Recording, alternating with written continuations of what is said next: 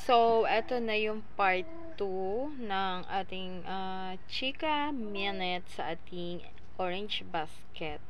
So, ayun nga, 2019 to 2025.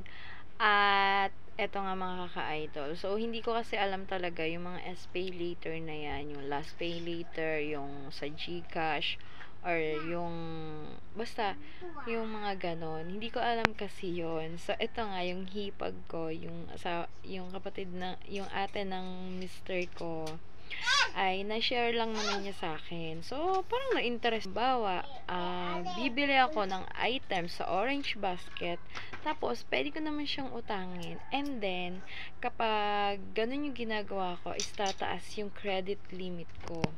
So, ayun na nga, mga ka-idol. Ito na nga yung nangyari. So, hindi ko siya alam. And then, last year ko lang siya natutunan. Or, last year or last year. Basta nun.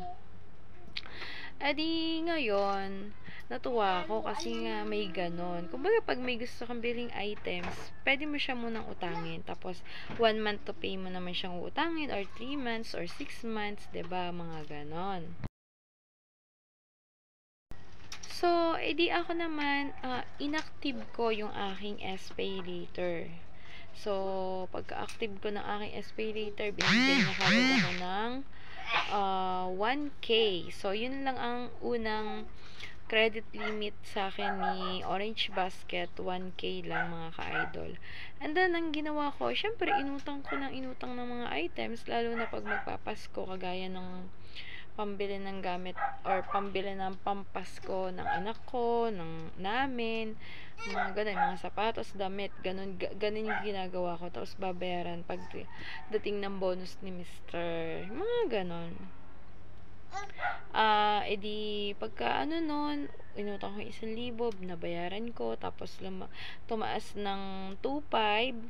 Oo, 2,500 yung credit limit. Tapos sunod ng 2,500, naging ano na kagad, naging 5,000 na kagad, mga ka-idol. So eto na nga, 5,000 na po yung credit limit ko ngayon sa S-Pay later.